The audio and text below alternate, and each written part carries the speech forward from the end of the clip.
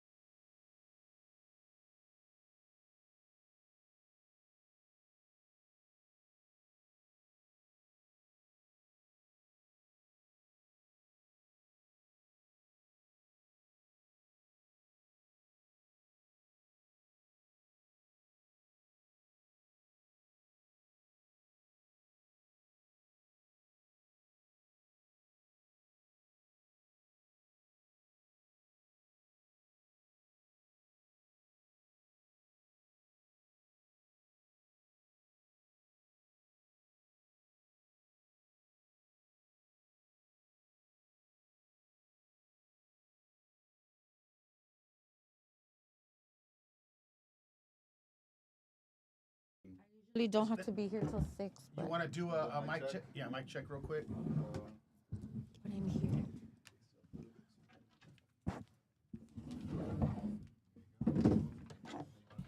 Cool. You can hear. Can you take these for me? Thank you. Amazon be coming through. Are those Ray-Bans? Nope. Oh, they look like them. They're $12 Amazon glasses. Oh. So you guys co-host?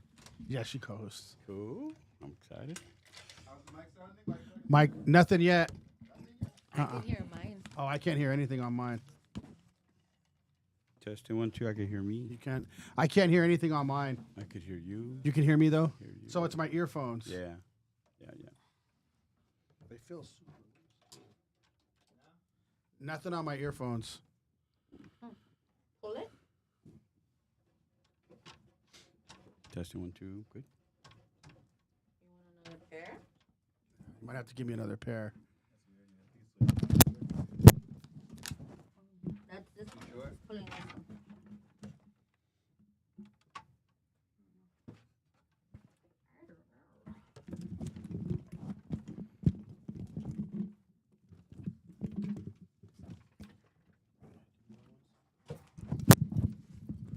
Do those reach? A little bit more. Mic check. Yeah, I got a little bit more slack.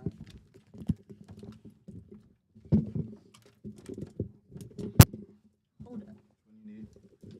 I ain't slack on this. That's it. Mic check. I'm good. You have enough slack? Yeah, I got enough slack. Yeah, I'm good. Mic check. Mic check. Yeah, we're good. Yep. Okay. Cool.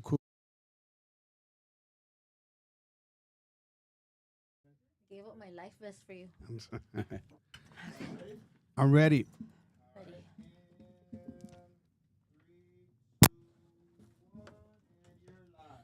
And we are live. You can catch us on YouTube, Twitch, Rumble, Facebook, and no, not Instagram. What's the other one? Kick. There we go. So you'll catch us on all of those. Don't forget to like and subscribe, and we'll be right back with you, Howlers. We'll be right back.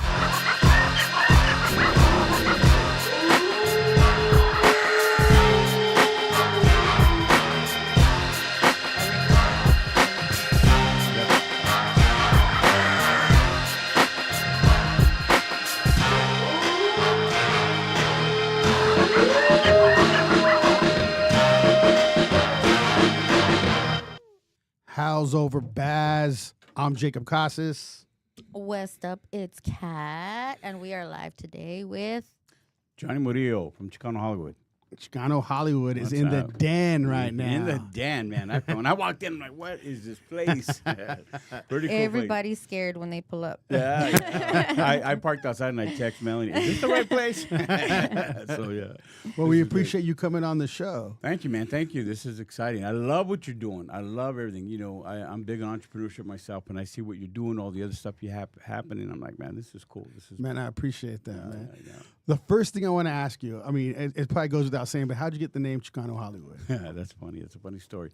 I would love to say that I hired New York marketing people and branding people. We sat around in a corporate office and we didn't. This is what happened. So it all came out of right out of COVID. Echo's World. He's an amazing producer. He hits me up with a few thoughts, and he says, "Hey, can you flip this to a script, right? Because I write, right?" And I said, "Yeah." So I wrote a movie. It's called Chato with Oat Milk, and I'd love for your viewers to go see it. It's a funny comedy. We'll be showing it at our film festival. I wrote the movie. We went to production, but right before we were in pre-pro, I had the script kind of like on the screen, kind of like that, and it was just Chicano professionals. We're all filmmakers, right? Uh-huh. And so we're just a couple of us in the room, and the director, he's smoking a joint, and so he gets in front of the script and he takes a takes a hit, and he just blows this big cloud of smoke. And I thought, oh, that's cool, So hey, bro, do it again. He goes, yeah, I want to capture the smoke. Do it again. So I made him do it like 6 times. And he's like, nah, no more. But I finally caught it, and I sent that to my daughter, who was a senior at Azusa Pacific, and I said, check this out. I'm with Chicano Hollywood. Because I observed that there was Chicanos, all professionals, a script, professionals, Chicanos, and a joint. I mean, this is Chicano Hollywood. So that's where it came from. It was just a joke. And my daughter responds back like, oh, that's a cool name.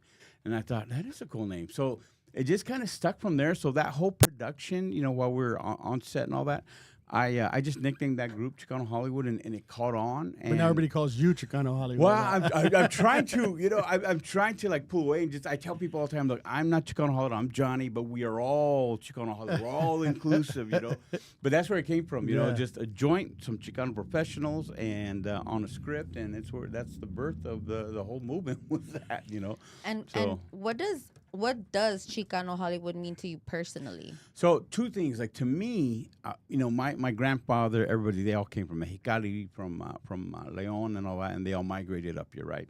All undocumented, right? So I'm down for those that come across. If you make it Me across, too. you won, And so my grandpa came. He eventually served in World War II and all that, right? So they paid the price, but he's the one that taught me Chicano power, right? He marched in the marches. He wasn't right alongside of him, but when Cesar Chavez was doing his thing, my abuelito was in there and all that kind of stuff. So there was one moment when I was young. He gave me a patch, and believe me, I wish I had that, but I don't.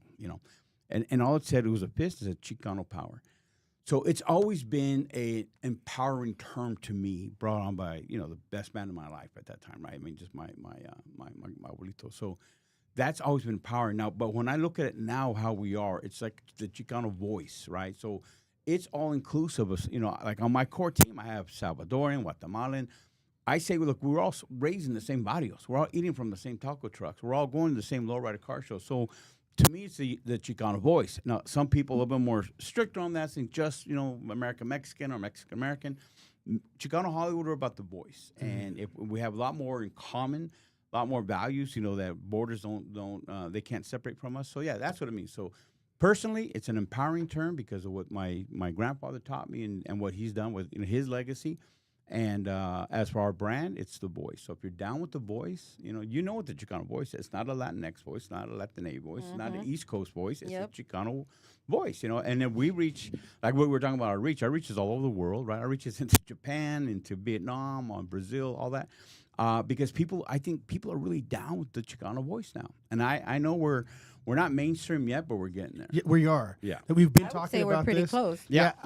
Well, the thing is, the biggest podcaster to get on a show was Lefty Gunplay.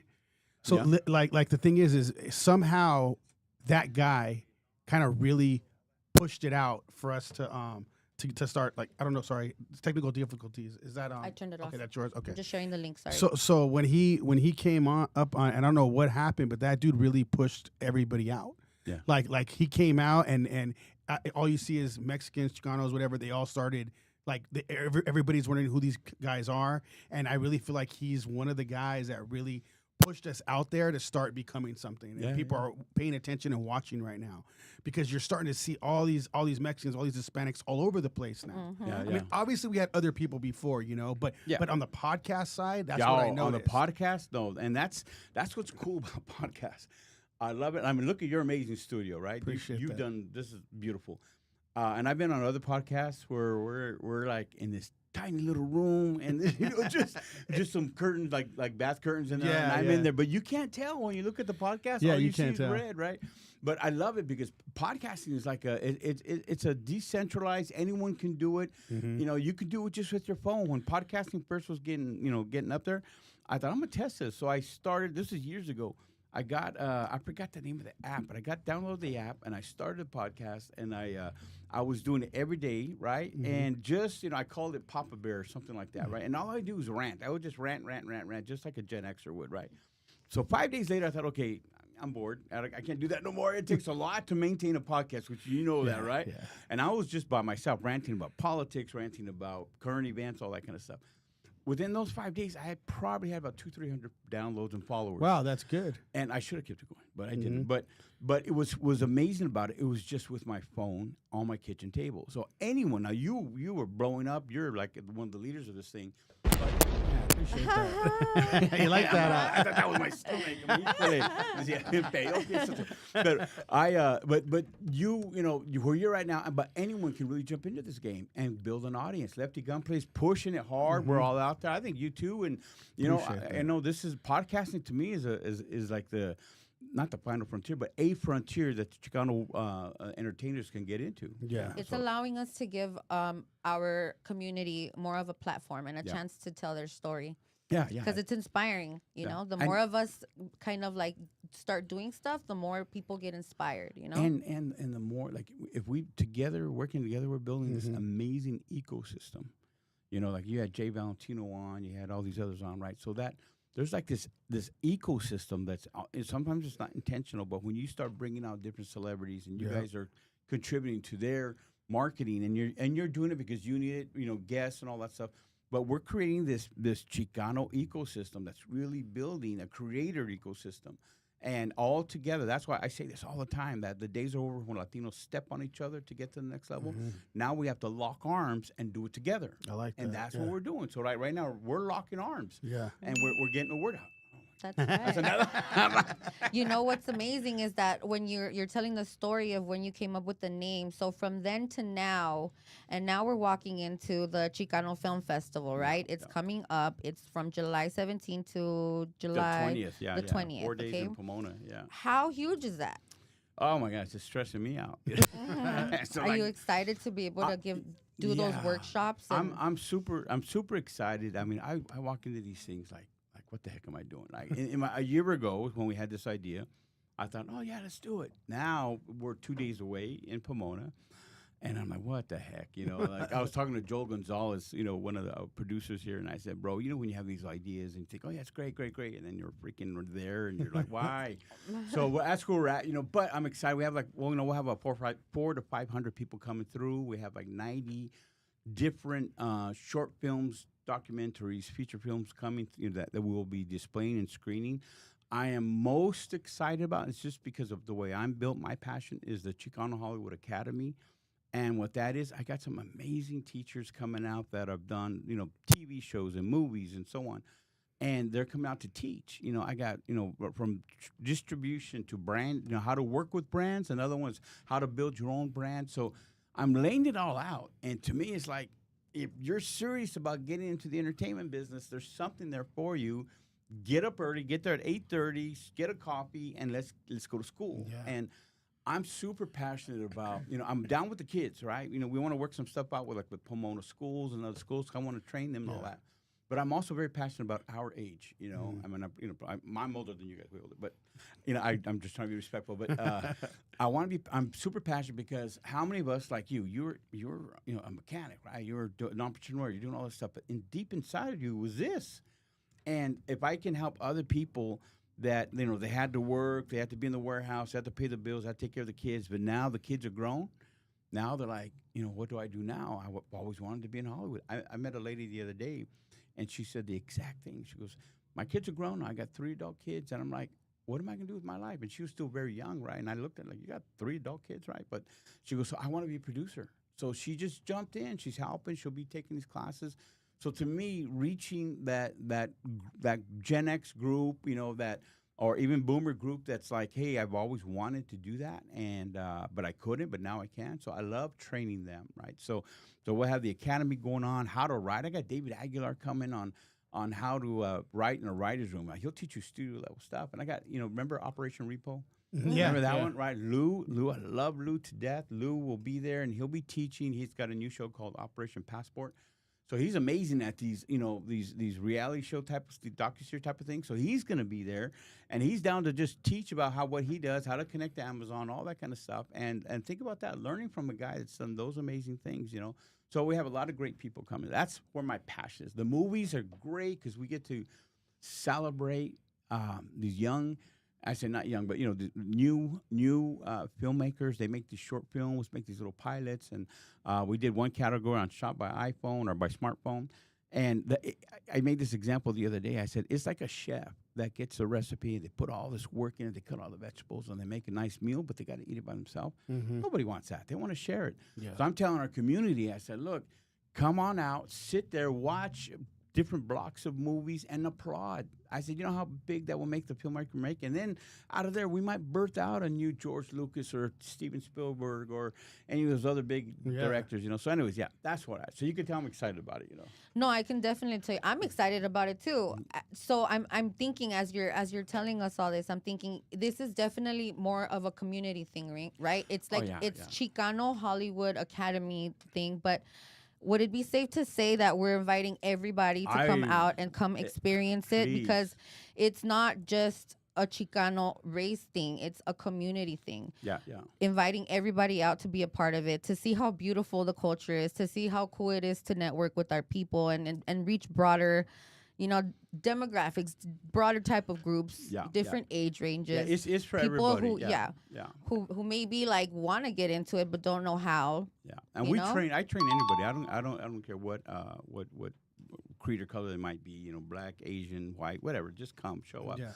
And there's so many. Like I said, the Chicano voice is cross cultural now. So. Jump Even in. Japanese, you said. Oh, right? yeah. Actually, we're planning a trip to Japan. We're planning a trip to Japan in September, right, to go meet with those guys.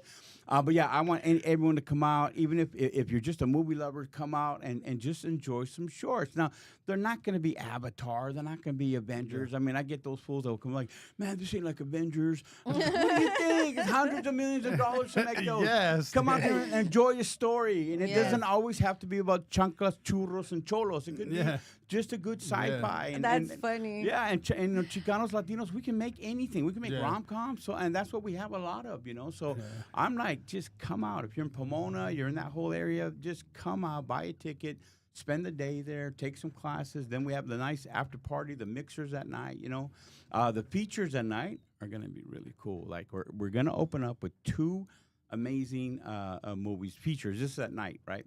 What date? This is Thursday. Thursday, our opening night. So we start in the morning. We have classes, and then we have short films and all that. But in the evening, the first evening feature film we're going to show. It's a feature documentary, and it's by Enrique Castillo.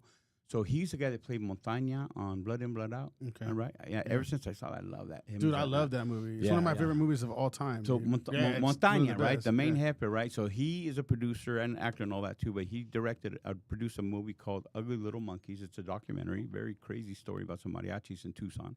So we're gonna see that. We'll have a panel with him and a couple of his team there, and then we're gonna go into another movie called The Last Brown Beret.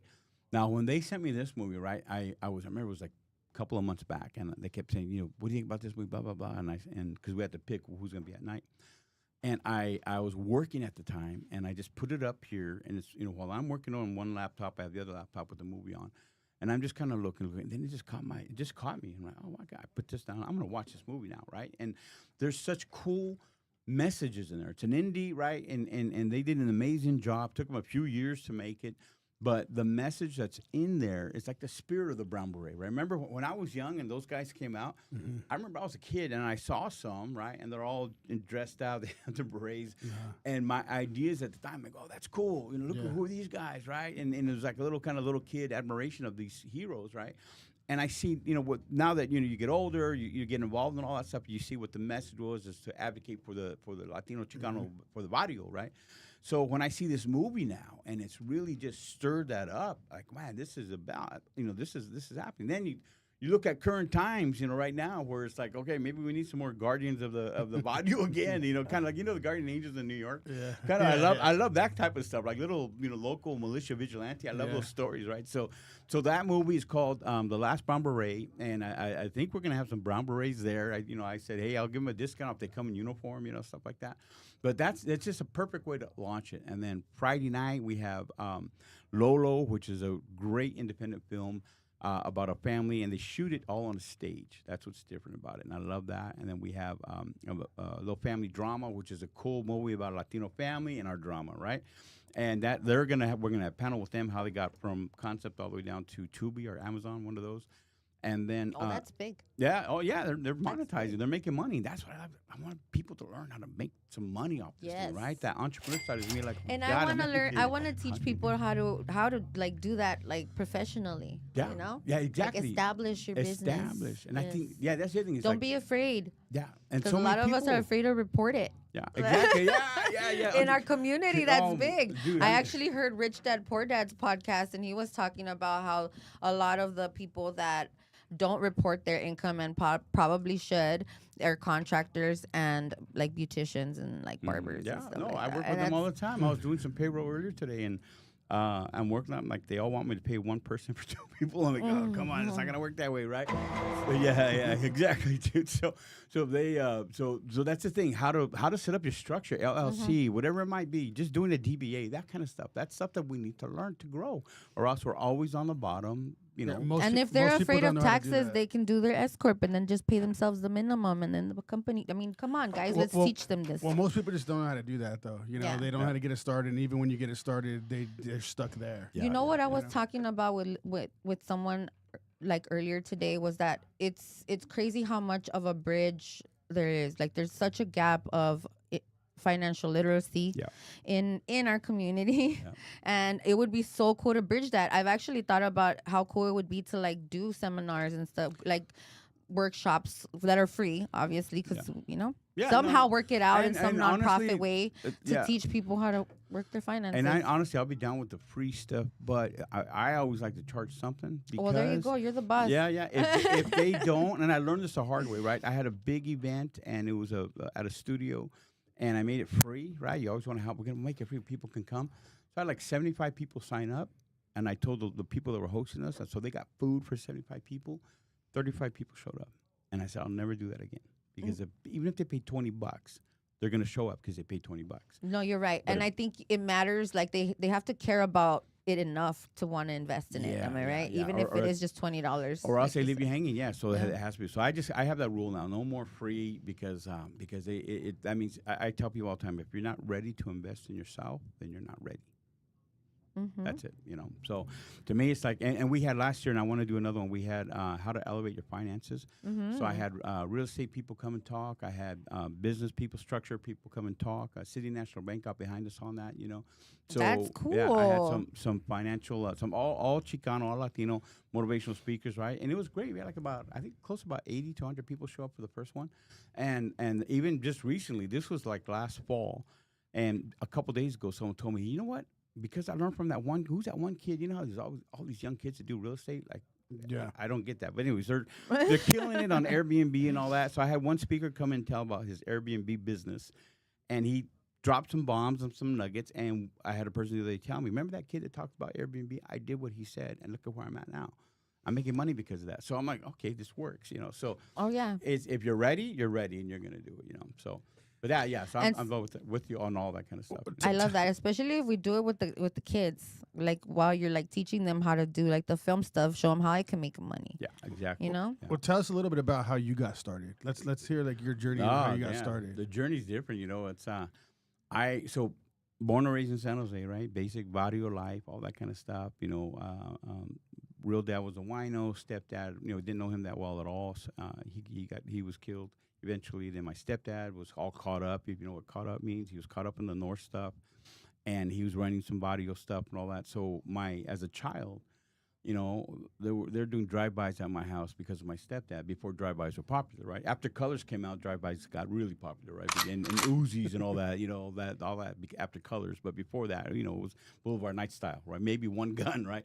So that's how my childhood was. And you know, they eventually killed my stepdad as well. So now you have my mom with 5 kids in the barrio. So me and my older brother, my younger brother, of course, we got caught up in the street stuff, right? And I say this all the time. My older brother was a really, really good cholo, you know, and, you know, he became a pastor eventually. My younger brother was a great cholo because he became a lifer, right? And so, you know, he did his time with 23-year stretch. Now he's doing amazing. As a matter of fact, he lives in this town. He has a big business. He has a crane.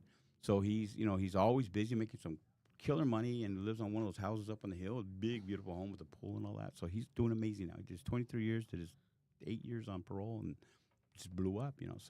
So that was our childhood. I had my twin sisters. So we had that very typical life, right? But when we were getting hard, you know, kind of just getting crazy, you know, my mom, she found a church, and you know, we went to church, and I gave my life to the Lord eventually when I was 18 years old.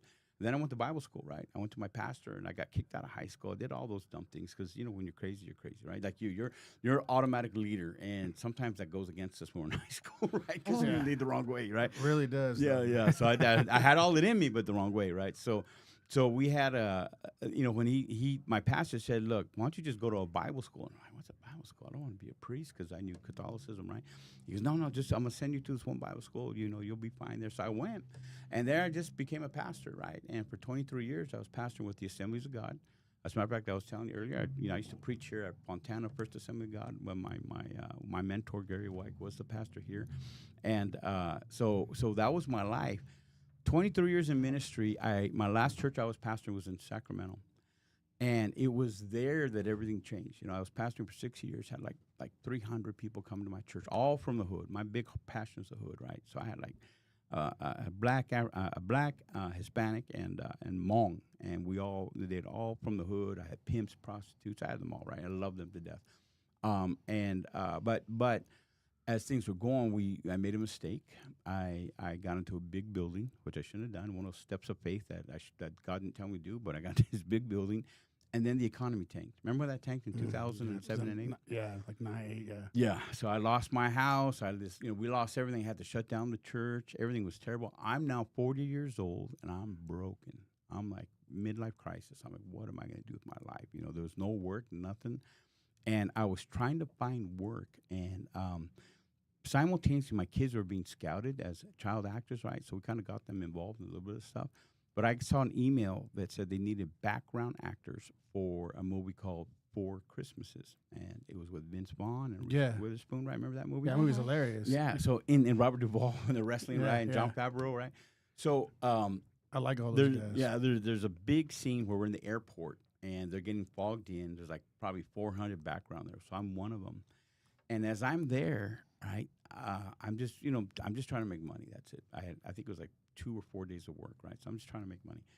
but I'm doing what they're doing. I'm a little familiar. You know, I did a lot of church plays, stuff like that. So I'm like, I'm down with it. And I remember Vince Vaughn would, now he doesn't know me from, I don't know about, he'll never remember me, but he did come back and step. He's right next to me. I say, hey, what's up, man? And one thing I never do is I never get starstruck. You know, unless it's like, you know, Mel Gibson, Tom Cruise, Keanu Reeves, Phil Collins. Yeah. But other than that, right, he's right next to me. I say, what's up, man? He goes, hey, how you doing? Good. And we just had a really cool little chat, right? No big deal. And I treat him like anybody else, right?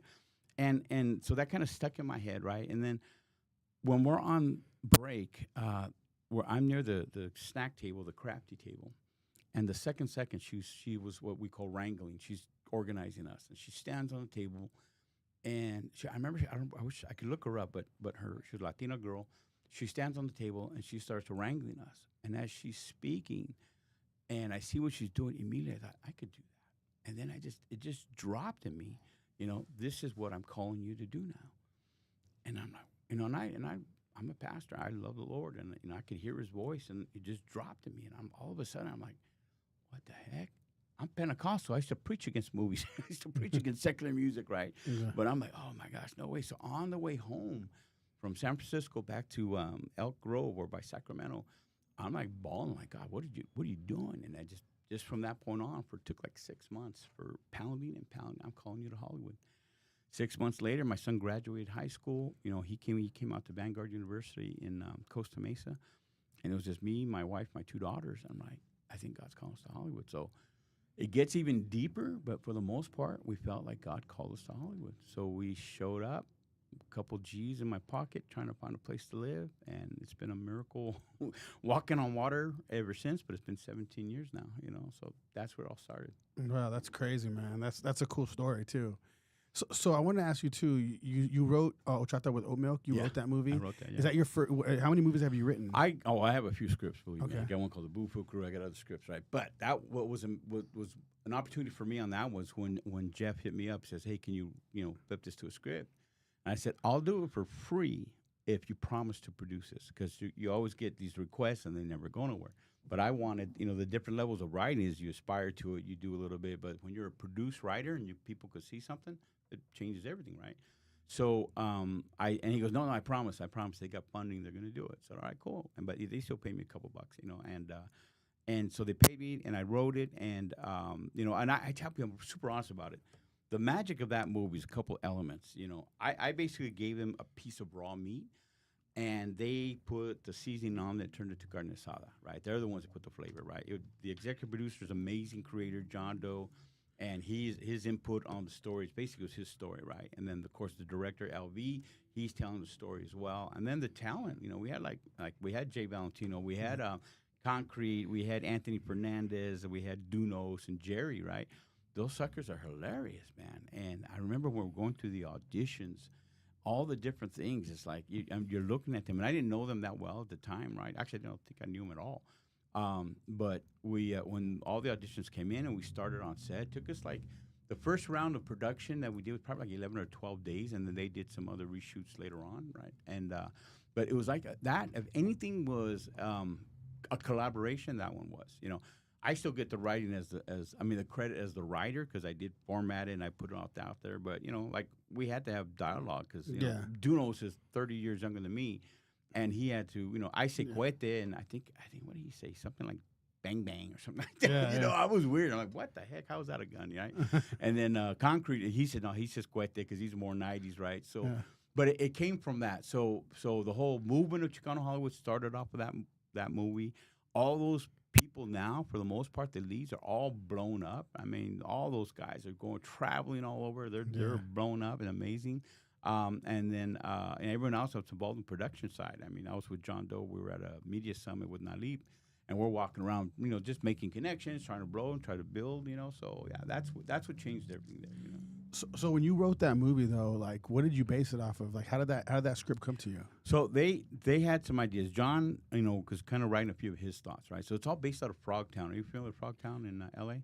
No. So Frogtown, where Dodger Stadium is, and Cleveland Park, right? So you have Highway 5, right? And then you have the river. Mm-hmm. Well, there's this little area, and I don't know how to describe it in a proper way, but this little village or just little barrio, right? It's called Frogtown. back in the 90s, it was all raza. So it was gang infested. All that kind of It's stuff. right by that little river. Yeah, right by the river. Oh, yeah. I've been there like so many times. Yeah, it's like it's like one way in, one way out yeah, type of thing, right? I know what Okay. you're talking about. So right there, that's where I think John was raised and all that, and so it's all based off. The thoughts were him in Frogtown and his life, and gentrification, right? So we kind of put it around a story of a man, Jerry Garcia, who got locked up when he was a kid, when he was a barrio. And 20 years later, now he comes out and it's all gentrified. So like no more mechanic shop now; it's a cupcake shop. And all these hipsters, no more cholos. They're all hipsters now. So it's super funny because the way these guys react to everything and stuff like that, right? So it was all based on that. I was able to draw inspiration again, going back to my little brother, right? He had just gotten out. He did his 23 years in. So I remember when he got out, my sisters, everybody went to pick him up. They took him a smartphone, and he's like, man, what's his Facebook thing, right? So he's learning how to do Facebook. He connects right away with an old girlfriend, right? And it's funny because now they're married, and it's that little story where she was, or she is still a very successful businesswoman. She was a real estate, really high selling real estate agent here in Orange County, and so now he's a felon, prisoner, and over at a halfway house in MacArthur Park, and he connects with her on Facebook, and she's like, "I'm not going to connect with you. You're a freaking prisoner." It took them 6 months, but they finally got married, and they adopted a little girl, and they're killing it now, right? So I was able to draw a lot of inspiration from that, and of course, especially those of us that were 80s and 90s, we have a lot in common, right? All of our parents, whether somehow in some blue collar work, my family was in the canneries and the fields, right? But then they evolved out of that. My Nino, which they all started in the cherry orchards in San Jose, but my Nino ended as a third in command of the San Jose Fire Department, right? He was a battalion chief, right? He was top 3 chief, and starting from the cherry orchards and the canneries, and then he went to the Marines, and then he's at. So we all have what I call the Chicano 2.0, where we are like us, right? We're all professionals. We're not out there gangbanging. We're not out there trying to sell drugs. We're professionals. So although if you ask other races, which I won't name any, but other races might say, if they see us in a dark alley, they might like, oh my gosh, it's gang members, right? Because there's still that stereotype. But we know who we are. We're Chicano 2.0. We're pros. We're entrepreneurs. We're startups, all that kind of stuff. And so the whole idea, this inspiration of the story was like, okay, 20 years of gentrification. 20 years later, there's got to be an involvement within us as a community, and that's the story. You can see it, and I think sometimes I went a little too heavy on some of the lines because the message is really strong, and I think it's Dunos that's saying how you got to change and you got to grow up, and they're saying it against Spider's character, which was Anthony Fernandez, and they're having this tension conflict. They said, maybe I hit it too much on the nose, but the message is there that if we as a community don't grow and don't level up like we were talking about earlier, if we don't do that, we're gonna do another lap. Right, kind of like the children of Israel when they came out of Egypt, right? They did 40 years in the desert, which would have normally been just I think it's just like they say 2 weeks to make that walk, but because they didn't level up, because they didn't grow, they didn't learn, they're 40 years. So how do we as a community get out of that desert? We have to level up. So is that a reason? Would you say that that's a good reason why horchata with oat milk is such a good, such an important project to you? It is because it ties into what you're doing with the Chicano Hollywood thing and trying to elevate and trying to help our people change, like Spider. Yeah. It is, and I wish I could say I intentionally did that. It didn't. It just evolved. So It just evolved. I think that's a good message, Yeah, though. It's a great message because it's such a relatable movie, and there's different aspects of it, like the "Are you down" or what? You guys should put that on a T-shirt or a hoodie because I would buy that. Yeah, I think that is such a relatable it's quote. word. Are you down? And that was such a pressuring thing that you can use both ways. Where in the character, especially in the black and white scenes with the kids are like, that one guy, he's like, "Are you down? Are you down?" "Oh, okay, I'm down. It pressures him to do bad stuff. But at the same time, how many people are you guys inspiring? Are you down to do entrepreneur stuff? Are you down to launch your own business? Are you down? And that's the cultural shift that I think, and I'm not saying that we're contributing to it, but we are part of the catalyst of that. And the collaborating part. Yeah, Hey, I got this whole idea. I got everything worked out. Are you down or what? Are you down? Yeah, are you down? It comes down to that. And are you with me on this? And I think, like I said, the more we lock arms, right, and don't compete with each other and just say, recognize the skills they have and they have, we can really, really elevate ourselves, and we can exponentially do it. Because if we try to still do it on our own, You only get so far. yeah, you can get so far, and then you find yourself ostracized a little bit when then you're hanging out with other communities and people are calling you a coconut and all that. Then you just disconnect from your raza because, well, they're just want to do carne asada on the weekends and they're not like me. And they That's exactly they go what over it here, is. right? And then we lose them per se. But I'm like, nah, bro, we're gonna do carne asada, but we're also entrepreneurs. We're also gonna launch something. We're also gonna do some investing together. So I think that mentality is here, and it's just kind of formulating into something really cool. Yeah. I'm excited for when it takes off. Isn't it crazy to kind of think about, like, I wonder how the production and the actors and everyone who did, like, let's just say Blood In, Blood Out. Yeah. I wonder what their struggle was like, as opposed to what, like, the struggle of, like, it's not not that I'm saying it's a struggle to get this project out, but I'm saying it's like a mission. Yeah. So let's, like, imagine for a moment what it was like for them back in those days to get out these Chicano movies out in the mainstream. Well, what's interesting about that, and a couple Like, one that made it was Mi Familia. Yeah, I love Me Familia. And then the one I connect with the most is Mi Vida Loca. Mm. You know how because they had younger kids, right? And that's why like, man, that's the movie that I connect with. But 2 points on what you just said. One is we're going to have a panel, and it's past, present, and future Chicano. The evolving of Chicanos, right? Joe Gonzalez is going to moderate that. And we're going to have Bobby Soto. We're going to have Marvin Lemus. He's the one that created Gentified and the Disney movie that just came out with Cheech and Eva Longoria. And then we're going to have Cristina Solis from Mi Vida Loca, right? And Selena también, I think. And so we're going to actually talk about that, and on a Ooh, that's panel exciting. this Sunday. Yeah, so it's going to be a really cool panel. As a matter of fact, I just solidified it driving over here. I think I'm going to be there on Yeah. Sunday. Oh, perfect. The awards night is right after, But the other thing about that, I had an interesting conversation. I don't want to say the name because I talked to a lot of these, iconic guys, right? And one of them told me, they're telling me, I really want to be involved with what you're doing because if we would have had your movement when we got into it, things would be different. And he said this interesting point. He said, we know one of the things that we didn't do because we were all scrapping for the same roles. It was always a gang member, always the mafia guy, always that. He says, and when I saw another Latino or Chicano actor come into the place for an audition, I will right away thought that fool was going to get my job. And so they would have this, not all of them. They're all, you put them in a room, they're all very cordial friends together right now because they're all evolved and they're all, a lot of them are doing well. But there were so many that were probably trying. But he told me this. He goes, we lost a generation of directors and producers and talent because we didn't mentor. That's what he said. And he's like in his 70s. He goes, so he was in the game in like probably late 70s, 80s, 90s, right? And he says, we competed with each other. So because of that, we didn't mentor. And because we didn't mentor, we didn't have a generation of directors, actors, and leaders in the industry. So we could have been, as a whole, I think, and maybe this is what he was telling me, a lot further. But because we're crabbing the bucket and we're in this tension and we're competing, there wasn't that idea of like, let's lock arms. Not yet. It just wasn't time. But we lost a whole generation of influence and representation, all that kind of stuff. Yeah, that's why he's telling me now. I want to be a part of what you're doing. How can I get involved? Because you're doing what we needed. And because of that movement now, I think exponentially we're going to have this really big, swell of talent, and I could see it. We had like It's already happening. 200 Chicano filmmakers submitted their films, and I felt bad because I told my team, I don't want to be in the selections because I will pick everybody, right? I'm going to say, yeah. I'm like that dad, right, or that grandpa. Yeah, no, they hello, right? So I said, you guys got to make the selection. So when they finally told me, I said, how many? They said, we got like 93. I said, 93? How many did you say no to? And they're like, 110. I'm like, oh. So I'm like, just send them a letter from me or something. I felt bad, right?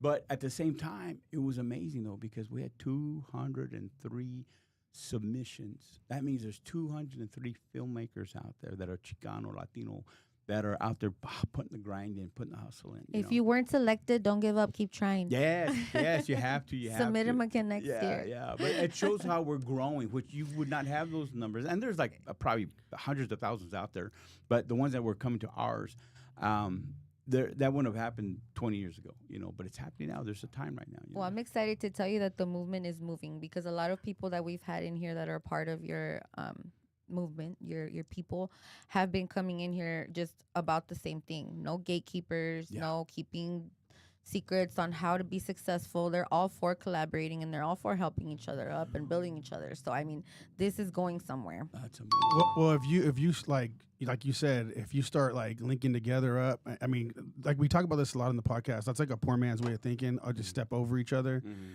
But if you just link up, you guys can build so much more together. And a lot of the times, even me growing up, I've always like been involved in trying to start my own business. And people would look at me like if I was crazy. Like I was completely separated from even friends and all that kind of stuff. They'd always look at me different. But the thing is, though, it's like they don't understand that they can do that. They think that they don't have a shot or an opportunity, or there's no way that would happen for them because of the areas I grew up. But even so, I still thought that way. I didn't give a damn where I grew up. That's just the way my brain worked. Yeah. So I remember them coming through, and I would talk to them. And this is a kid in high school, you know. And they would just be like, there's no way I can do that. And I'm like, dude, we can do anything we want. What are you talking about? You know? Yeah. And so I really think that since you guys are doing that movement and people are seeing what you're doing, they're like, oh, dang, I can write a script. And they're starting to submit stuff. Yep. They're starting to see that there's opportunity There is, and yeah. we can do this too. But it takes a lot of people to show them that they can do this too. Yeah. Because one or two, they're just like, nah, I'm going to stay over here, you know? Like, even if they have those ideas and dreams, they just, like, leave them alone. Or they'll disconnect from the community, you know, Yeah. and because and I'm down with connecting with everybody, Yeah. but they'll disconnect intentionally, saying I can't hang out with Chicanos or Latinos because they don't think like I do. Uh-huh. When they don't realize That's we true. do think like you Yeah. do. You know, everybody wants to do this. They just need that little push. Dude, that is so true because I grew up around all Chicanos and blacks. It's all that was around me, right? And they don't think that they can do any of that, and they do disconnect themselves because they think, oh, I can't vibe with them because we can't get on the same wavelength, you know? Yeah. So they'll go like chill with the people that can do that or whatever the case is. Yeah. I mean, because we all know that, you know, the whites have more opportunity. We always knew that. Yeah. You know, we'd be the ones on getting slammed on the cars and stuff like that, driving down the street, you know, getting punked by the cops and Yeah. all And that. the more of us start being more a part of it and start creating these opportunities, the more we get to involve other people. Think about it. If more Chicano movies are being made, that opens up the doors for different roles. Now you don't have to fit the criteria of being a chola or a cholo or the maid or the gardener. There's just so many other roles that you can open up, so many things you can offer. And it's unlimited. Like I tell people, writers are the architects of the future. Mm-hmm. If we write ourselves as gang members, well, the future is going to be just gang members. If we write ourselves as entrepreneurs, as leading politicians, as business people, whatever it might be, superheroes, whatever it might be, sports athletes. If we write that, the future generations, they're going to see brown skin in those key roles and be like, oh, I want to be like that, right? Now, I know it does play a mental game with you when you see those. It always stands out. I was raised with Happy Days and the Brady Bunch, and I remember thinking I didn't trip out too much when I didn't look at the Brady Bunch and be like, oh man, there's no Mexican kid in that show, right? It was a white show, and I loved it. We watched it every day, right?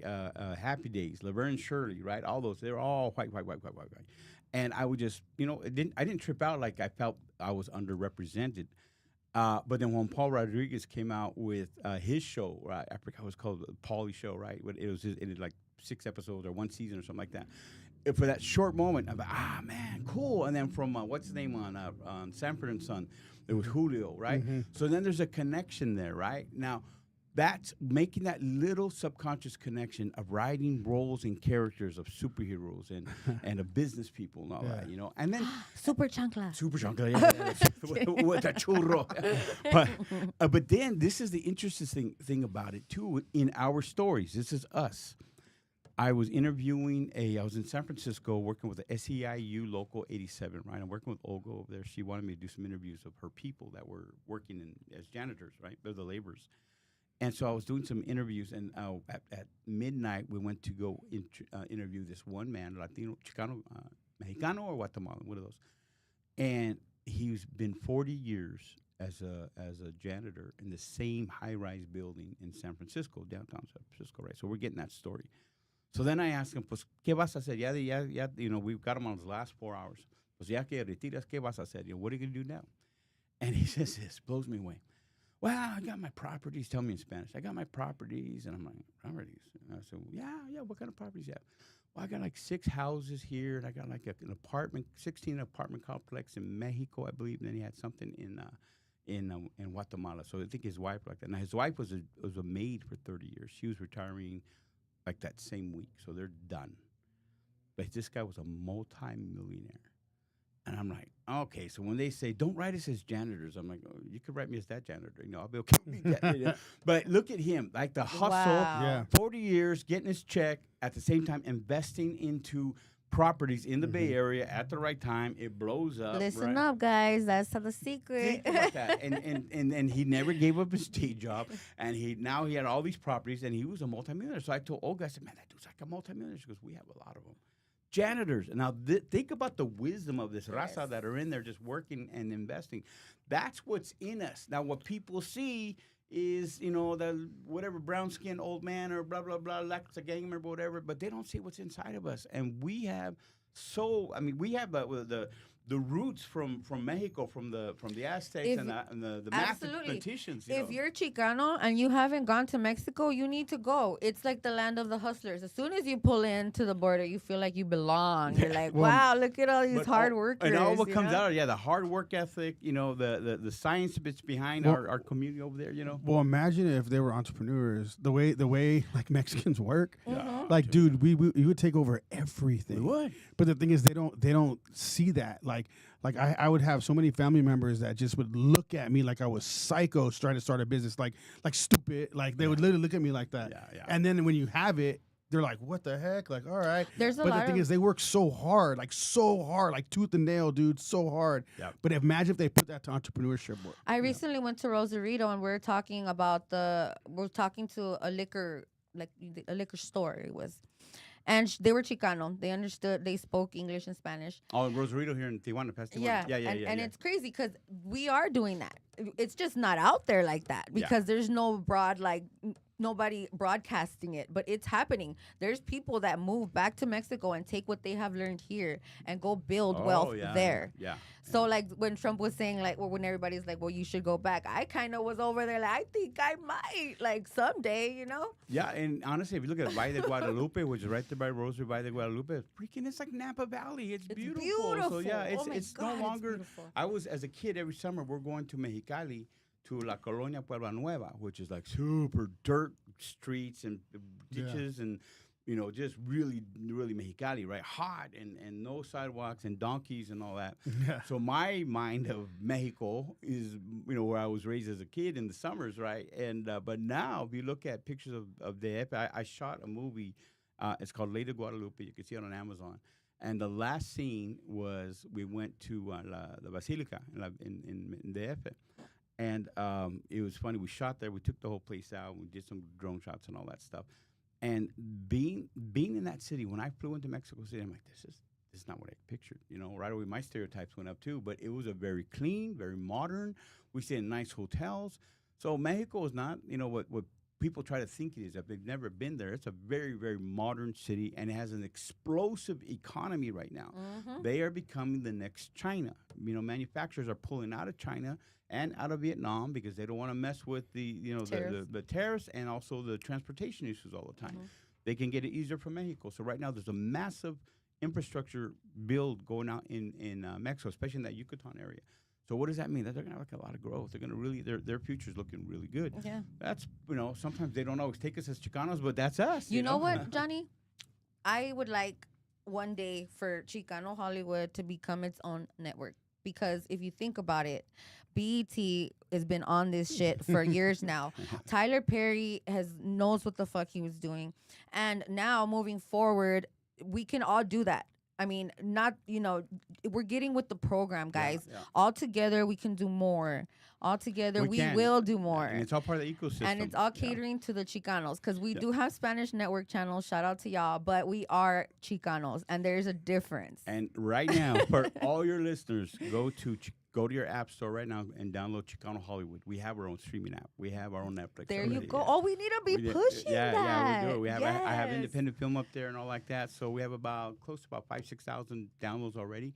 So I need to get that thing up to 1 million. There's like 40 to 50 million. Let's go to Univision and Yeah. Telemundo. And Yeah. So, but we do have Chicano Let's Hollywood. pitch. You can see it on Roku and all those. I'm including myself. Yeah, no, let's do it. Let's read the chat though. I don't want to leave the chat out. So go ahead. Oh, yeah. I'm gonna have Kat read the chat. Starting from the bottom, all right. I mean, Oh, St. starting John's from- Gaming, we got Let's Go. We got Jonathan James. Woo! We got Jonathan James Murillo. He says, let's go.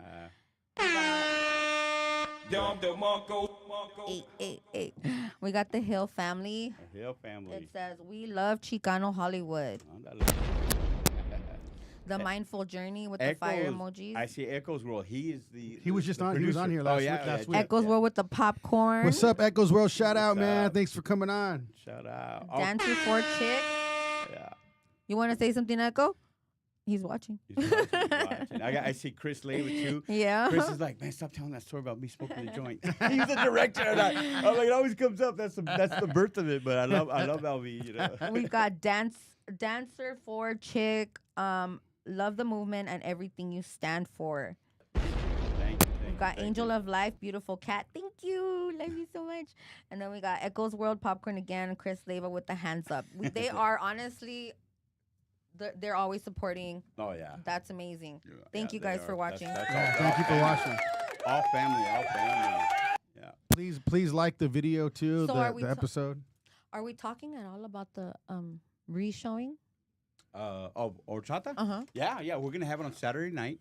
Going back to the festival, you mentioned something earlier about gatekeeping, right? Mm-hmm. I need everyone to understand. All these teachers that I'm bringing, those are like all friends of mine, right? And that's why I have no gatekeeping at all. And I'm telling filmmakers, go and make them your friends too, because there's some I can text Christina and I say, hey, what do you think about this idea? Now, Christina was one of the major supervising producers for Warner Brothers Discovery, right? Latina girl, she killed it for them and realized she killed it for them. So she goes, I'm going to launch my own company, right? And she still has all those plugs.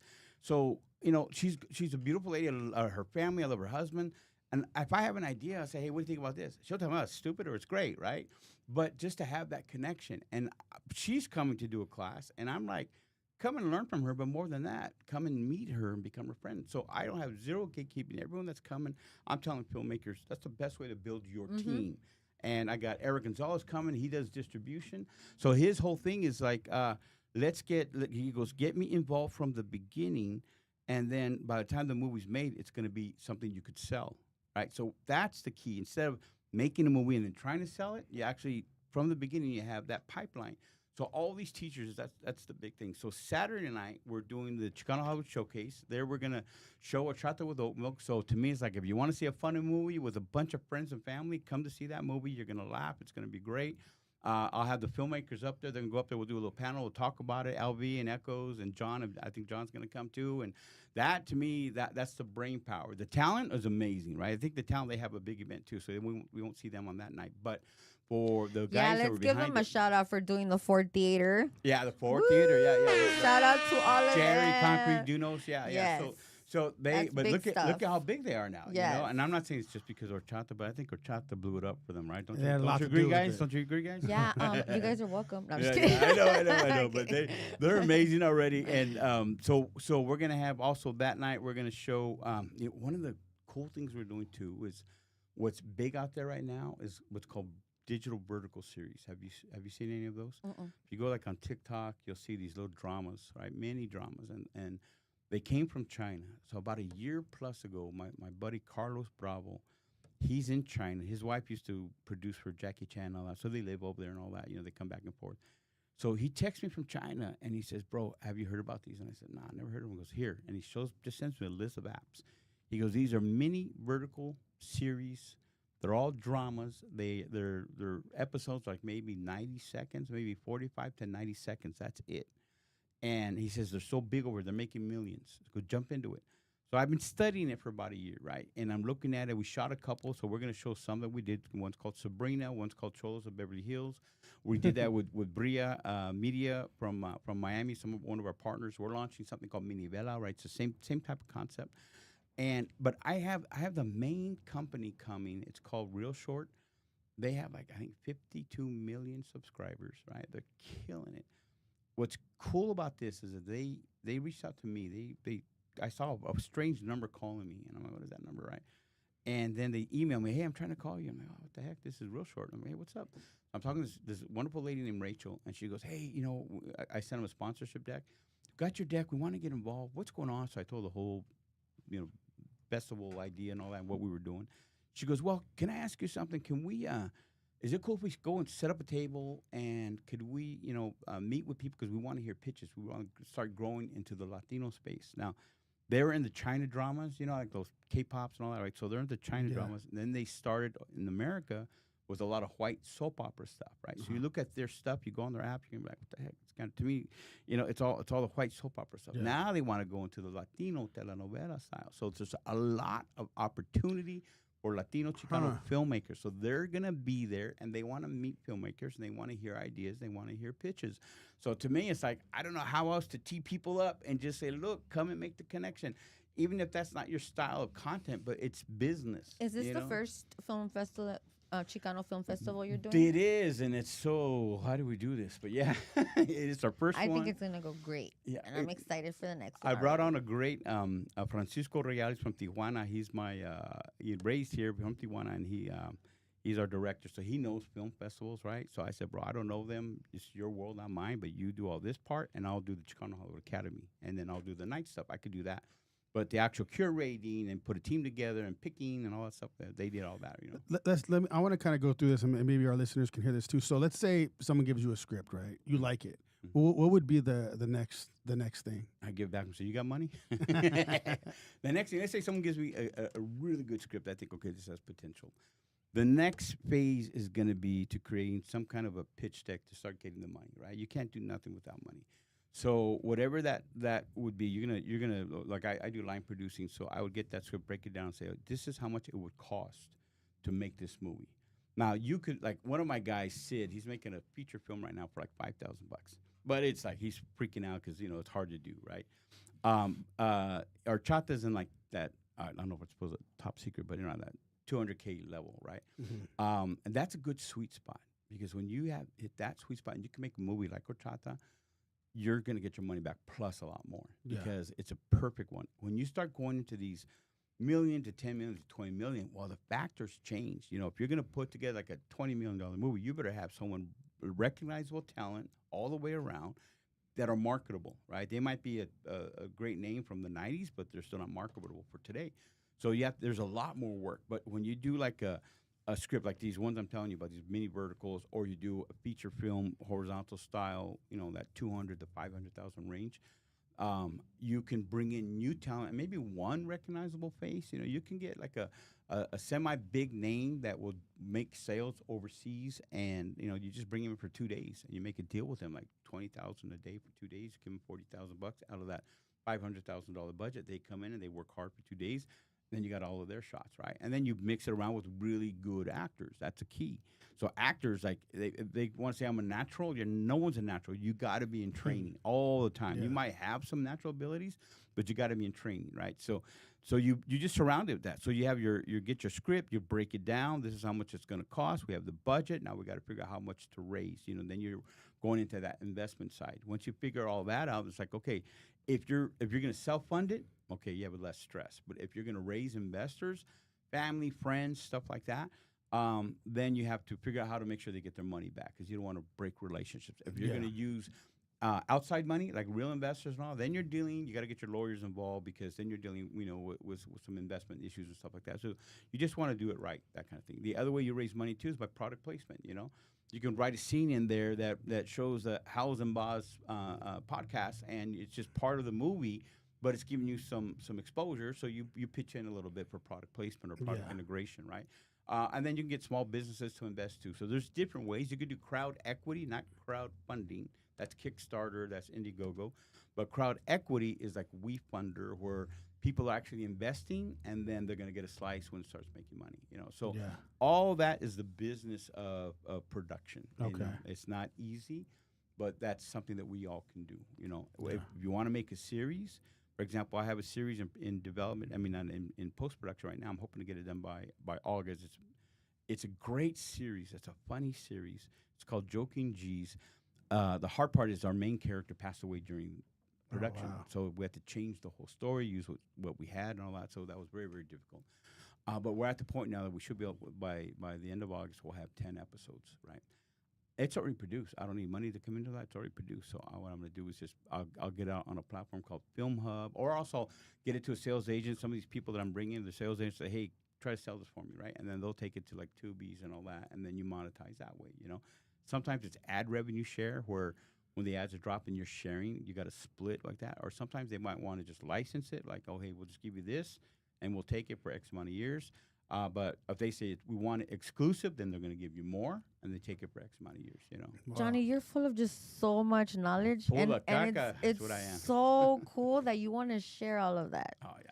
We have to. So cool. have to, we I'm have just to. watching you talk, and you're just like, you know how much this is gonna benefit people. This is awesome. I just know, like we were talking about earlier, how our families are sometimes, right?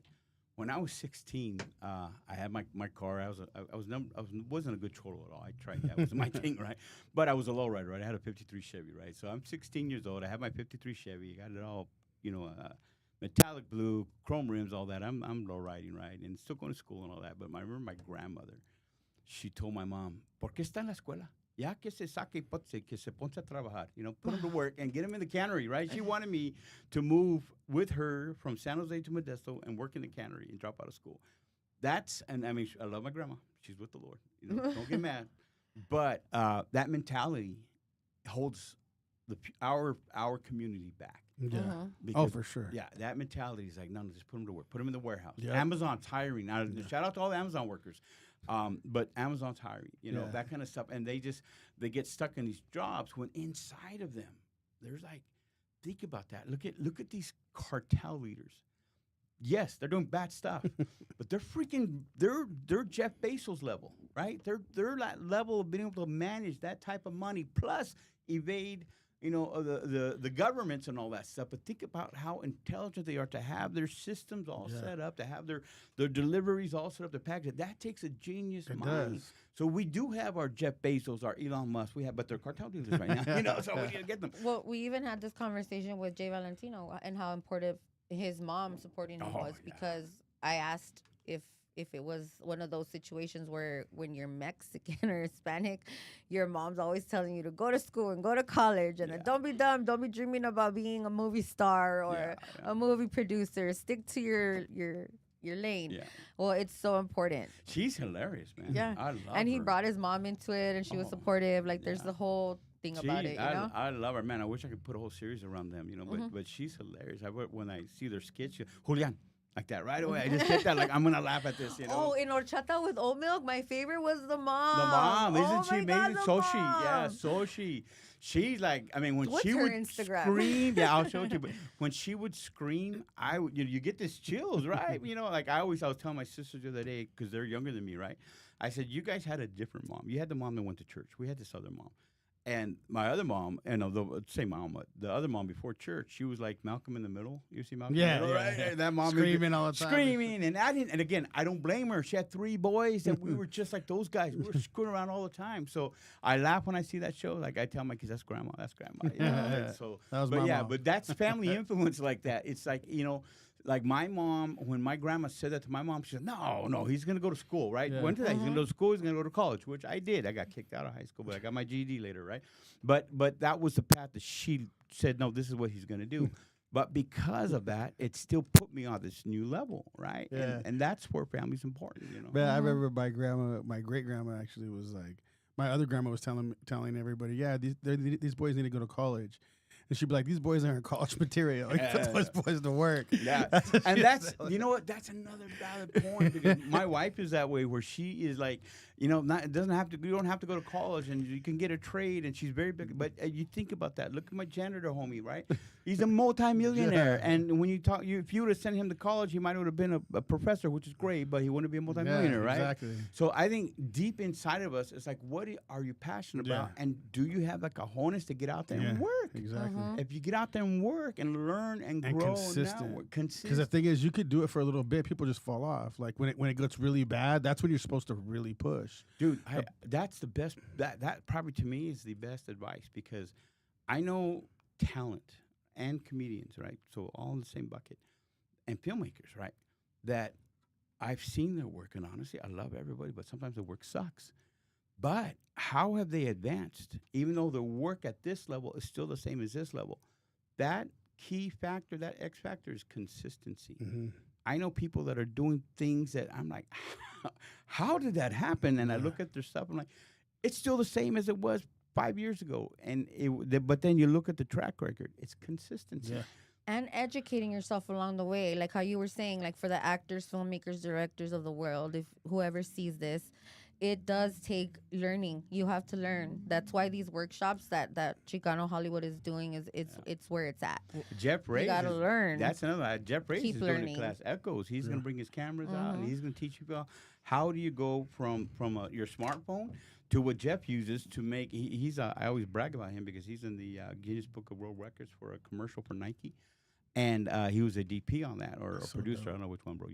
But he's amazing camera op. I had him with me on a movie in New Mexico, and him and LV, and the whole camera department, their whole team's called Hell Unit. And man, I put them. It was a rough movie. They're climbing with ropes to the top of a hill just to get this one shot, and it was crazy. But he's amazing at that. So if people want to learn how to be a DP on, or a director of photography or camera op on big projects, come to the class, learn what he's doing, start doing it, and you're going to grow. Do you teach any of these workshops? Does Chicano Hollywood teach any of these workshops outside of the film festival, or is it just like an exclusive opportunity during the film festival? No. I like to do these all the time. Like we've done a workshop called How to Produce a Commercial, where I saw so many people were just getting jobs on commercials, and our people weren't. So okay, let's break the ice. So I brought in some people that were master on that. We did how to produce a reality show. And that's a big thing. That to me is the easiest way. You guys can do a whole reality show here. I mean, just you working the shop and all that stuff and all You that should here. take the workshop. You could do a reality show here, right? And if it, you already have your audience, right? So how to produce a reality show or docuseries. So those are the easy ways. So we do these all the time. As a matter of fact, we have our festival now. I shoot a pilot next week, and then right away we're going to Las Vegas. We're going to do a big workshop over there. I have chapters all over. We have in Vegas, we have San Jose, Houston, Chicago, San Diego, Phoenix, and I'm missing some Portland. I'm sure I'm missing some, but I have about 10 chapters all over the place. That's amazing. El Paso, yeah. So we have our groups all over, and so I like to go in there and do workshops and training, and primarily I love to get them together. And all this just from being an extra on that movie. Dude, yeah. That's Who would have thought? I know. Who would have thought? Yeah. And all this from watching LV smoke a joint in front of the but the thing is, you put it to work. That's the thing. And like, people talk bad about marijuana. I'm just kidding. I know. Movements, come on. you would say that. No, stop. She's promoting. No. But yeah, no, that's crazy, man. Because like when you're talking about the entrepreneurship side of things, and a lot of times, I think when people give up is when it's the hardest moment. That's the part you got to fight through it. Yeah. Is when it's the hardest moment. And then another thing is too is a lot of people don't like when they start like I don't know, you probably had this where you're mentoring somebody and then they all of a sudden they think they know better than you right away too. Yeah. And that's another problem that people just need to realize. You got to be the best follower before you can be the leader. You gotta be teachable. Yeah, you have be to willing be. to learn. And you as a leader, like you got to protect your heart about that stuff, right? Yeah. So I have this, this disposition that, and I tell people, you can never compete with me because I'm going to celebrate everything that you do. Yeah. And so if they grow, and which many around our network are doing amazing things, way bigger than I am, as that's happening, I'm like, heck yeah. Do it, and even if I never see you again because you're super busy in Hollywood, then I don't care. I'm going to see your work and I'm going to celebrate you. So as the mentor, to protect yourself, just celebrate them. If they start doing bigger things, and that's you did your job. Exactly. You did your job. And I equate this a lot. Like you have two people, right? Two people that I love their work, and one I know personally, and I love him, right? So you have like George Lopez, right? Chicano guy. People got to realize he broke down major walls for us as a Chicano community, right? When his first show came out, he broke the barrier. He was mainstream, right? Everybody watched on Friday nights, the George Lopez show. They put a lot of heat on him because he doesn't have a calling to mentor. right? Maybe someone is local. I don't know him that personally, so I don't know him at all, actually. But maybe in his local, he might be. But they put a lot of heat on him because, he's not down for us and, blah, blah, blah, and all that kind of stuff, right? But I look at him like he doesn't have to be. Yeah, but some people don't have that. They don't have they're not it. they don't want to be Yeah, teachers. They just can't. It's not their thing. That's not their thing. Yeah. It's not their calling. He's that one Theo, and he said it one time because you see what I'm doing, just do it, right? Yeah. And we all have that one Theo, right? So that's what, and I get it. He's working Do it, hard. stupid. Yeah, but you look at what he has done. He freaking put us in the mainstream with Yeah. his shows, so we're there. And Cheech Marin, Cheech, they does a lot, they all put us out there. Paul Rodriguez, they all put us out there. So I have a lot of respect for them, Then you have someone like Danny Trejo. Same He's thing. so dope. Danny's out there. He's A-list. He's so freaking busy. Machete. But you think about him, he's the first guy that at the moment he gets off a plane, he's gonna. They have a non-prop thing going on. Okay, I'm there, and he'll get off a plane and he'll be driven right over there just to be there. We did something for the National Guard that were during the fires going on in January, and like, can Danny come and all that stuff? So we did an outreach, and Danny pulled up, and he got there. All the soldiers just surrounded him, and I think they're Marines. I would Sorry, love to guys, get they're him Marines. on, man. Yeah, man, they surrounded him, and he just talked a little bit and took pictures. That's it. Now, a guy like him that, he goes to nonprofits, he does all this stuff, does what he can. And he'll teach. He has his Trejo music. So he has tacos that now, too, calling. huh? Yeah, he's Yes. an entrepreneur, right? So he has that calling, per se. I call it a calling. That's just me as a minister. But he has that calling to mentor. And because of that, he's doing it. George doesn't necessarily have it, but he has broken a lot of great walls for us. So to me, celebrate everybody. No matter what. Just look at it. I'm going to celebrate Dude, you, Danny Trejo was just in freaking Star Wars, dude. Think about that. Like, that dude made it to Star Wars. Yeah. Like, yeah, that was just crazy. Yeah, That's I mean crazy. he's in that universe now, So to me, it's like these guys are opening great doors. Celebrate everything they do. Don't get caught up on the hater side. The moment you start hating, it always comes back to you. So I try my hardest. I'm not gonna hate on anybody. Gonna celebrate them. If they don't want to hang out with us, they don't have to be at our table. That's fine. They have a bigger table. Go for it. Do it. I'm gonna watch from here. It doesn't matter. But they're succeeding because every new level that any Chicano gets or any Latino gets is a new level for all of us. Yeah, That's for sure. so good. Yeah. You know what? Very well Before put. we go finish the chat right here, because more people came in the chat. Ooh, Okay, we see. got the dancer chick. That's Mel. What's up, Mel? Thanks for getting Jhonny on. We appreciate ya. And then we have Dancer Echoes chick, World, LV Marihuano. Yeah. Sorry, bro. I told the story again. And then, hell yeah, he used my line. That's it, right? Yeah, Am I yeah. missing anything else? Yeah, there's all these ones right here. ¿Cuáles? These ones. We read all those, Oh, didn't you we? did? No, Yeah. no, not these ones. These were the newer ones. Yeah, I You got them all? yes. You guys are on like every single platform. That's cool. Well, we Yes. appreciate you We are coming on, rolling. man. It was awesome. We went way over, but we were just flowing. Yeah, You know I love what it. mean? Sorry, So, sorry. It's oh 'cause no, he no, it's on knows- me. Us. I was just letting it go. I was Oh, like, man. we're just gonna keep going. Oh, no, thank you. And So full of knowledge. anyone to come to our festival, come out. You can use this code MyFans, and you'll get like 20% off. So MyFans, all capital, and get 20% off. But come out this week. You can see Horchata. You can see the Brown Beret movie. You can see Ugly Monkeys. And we have Little Brown. All these, My Family Prayer, My Family Drama. All these. It's gonna be fun. And you're gonna be surrounded by this is familia. This is Chicano familia, Latino familia, and it's such a cool vibe. Yeah. And I want your people to come out there and enjoy movies. Even if you're not gonna be a filmmaker, someone in your family will be. So come out and connect for them because someone will be. That's how much we're growing. So, That's but so yeah, dope. this Thursday, Friday, Saturday, and Sunday at Pomona at the Come Union. be a I'm part gonna of the I'm gonna movement. roll up. I'm rolling up Oh, for sure. gotcha. Yeah. Good. Be a part of the movement, or you're just gonna sit there watching. Yeah, which is fine too, as long as you're paying pay-per-view. Our movies, Yeah. There you go, businessman. Yeah. Or our slogan to this. Our slogan is "Shed the sheep." We're gonna look at that camera and say "Shed the sheep" when count three. Dale. 1, 2, 3. Shed the the sheep. Howls over Baaz. I'm Jacob Casas. I'm Cat Baby. I'm Jhonny from Chicano Hollywood. That was good. I was looking at the thing move. I got Isn't that cool? Yeah, that's cool.